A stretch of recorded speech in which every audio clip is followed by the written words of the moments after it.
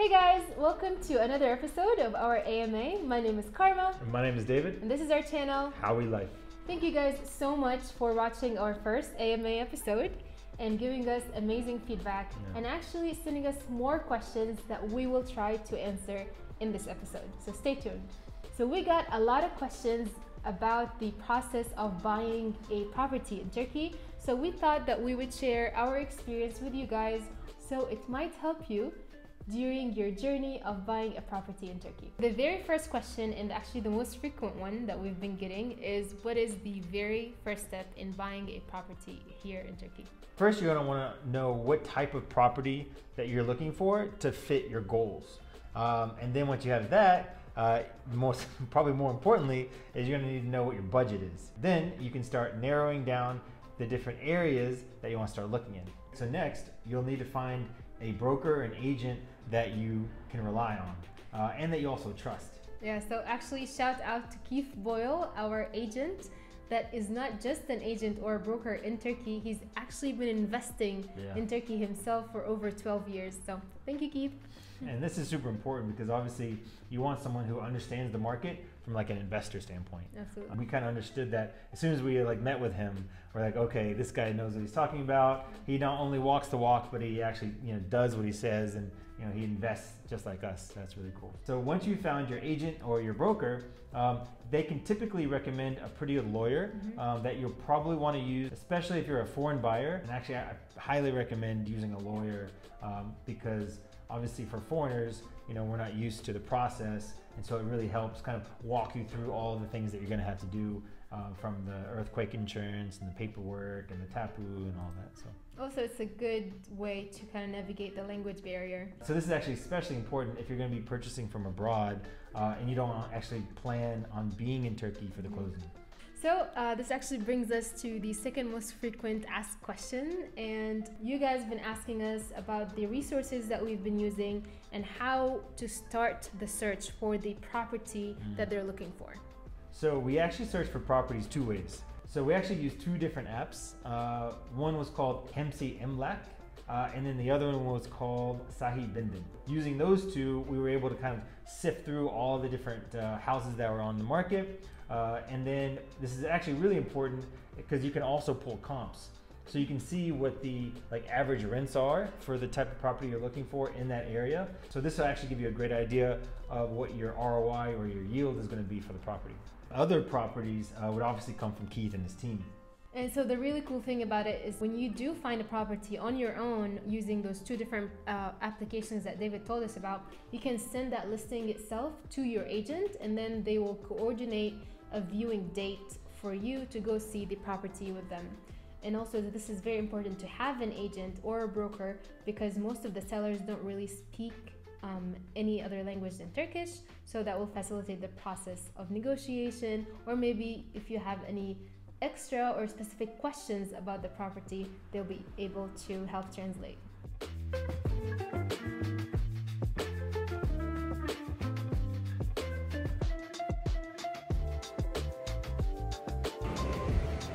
Alright, so we just got done with the fourth property tour. It was one big apartment, and they divided it up into two apartments, so it's just one tile deed. It's fully renovated, doesn't need work at all.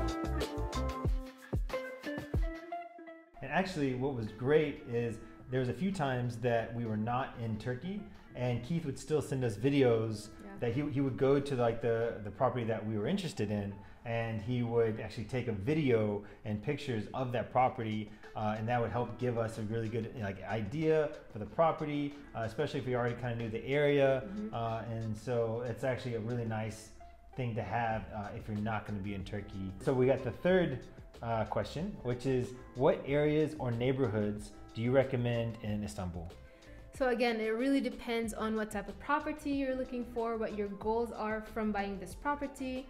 So through our research, we actually ranked the neighborhoods based on the high demand on short-term rentals, because this is actually what we're interested in. We want to buy a property and potentially list it on Airbnb or other short-term rental platforms. So that's why we focused on neighborhoods like Bioglu, like Beşiktaş, like Cihangir, or like Şişli. I think those 4 neighborhoods are ideal if you're looking to buy a property and turn it into a short-term or actually even long-term rentals. So those 4 neighborhoods are actually on the European side, but we do have one favorite neighborhood on the Anatolian side. It's called Kadıköy. Hey, so we are in Moda in Kadıköy, Istanbul, and we're just wandering around and we found this beautiful Saturday market. Everything here is handmade. Super hip, super cool area. It's a really cool neighborhood. Yeah, the properties there are absolutely gorgeous, and they kind of are in the same range like Şişli or Beyoğlu. It's not that far off. So that was actually for us because this was our goal. But if you're looking for something more family oriented, you want more greenery around you, you want to get out of the city center and the busyness, we actually suggest that you look outside the city center on the kind of outskirts of Istanbul. What do you think? Göktürk was a really cool area that we explored. Yeah. Another really cool one was called Başakköy. Really pretty. Lots of greenery. It's still not that far outside of the city center, maybe about 35 minutes by car. So if you're looking for something a little bit more family friendly and with a lot more green space, as Karma said, you might want to look at some of those areas just outside. So let's say you found the property that you like and you are ready to start the process. What is the next thing you have to do? So for us, after that, we basically submitted the offer, and Keith submitted the offer to the seller's agent. And from there, the offer was accepted. And then from there, we went under contract. After going under contract, they actually requested a ton of documents from our side. We were fortunate to have Keith because he helped us through every little process.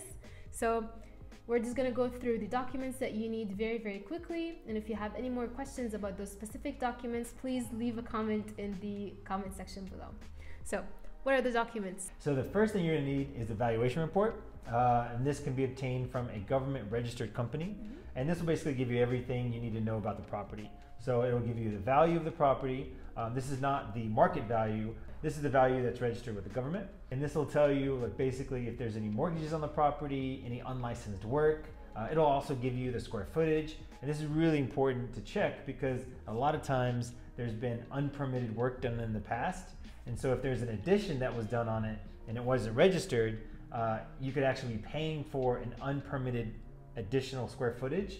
And then if you want to do any renovations in the future, you could get into some trouble because if you go to get a permit pulled, they're going to say, oh, this work wasn't permitted. So then you're going to have to fix what was not permitted, and that's going to probably cost you a lot of extra time and money that you may have not budgeted for in the beginning.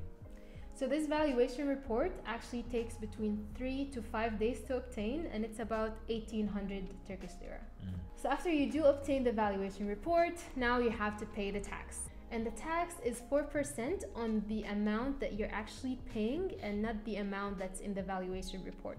Usually the buyer pays 2% and the seller pays 2%, but in certain regions it is expected actually from the buyer to pay the 4%. So we paid the taxes. I think there's another tax that you have to pay. Yeah, there's the council taxes, and then there's also for foreigners, it's called the donor ödeme. We'll put the word here, and you can actually, we'll maybe put a link here for you guys.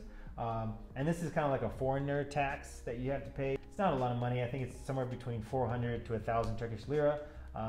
And that's just another tax that you have to pay. Yeah, and also very important, you need to get an earthquake insurance, especially in Turkey, or in our area. Actually, we had to get the earthquake insurance.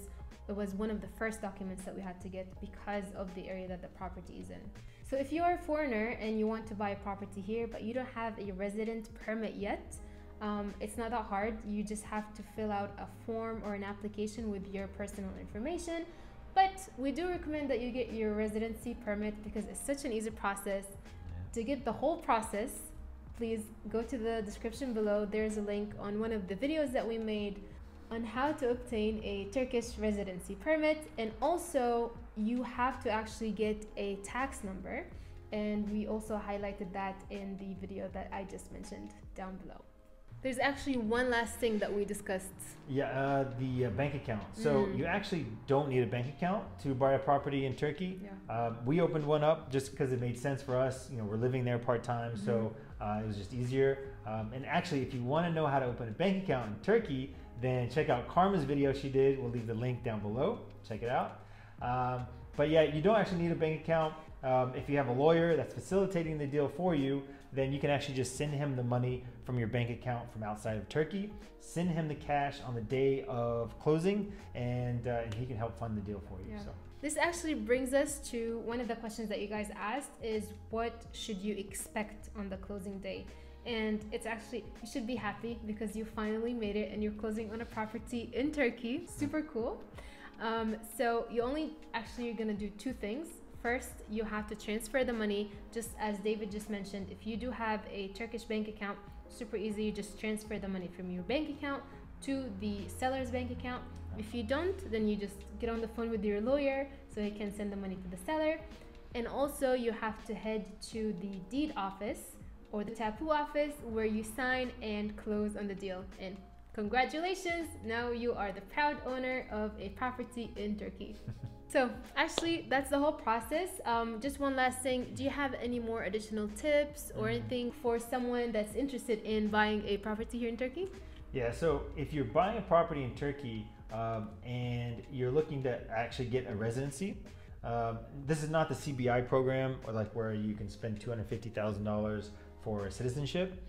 So if you're just buying like a $50,000 apartment, then it makes it a lot easier after you purchase the property to get a residency in Turkey. So that's one little side note.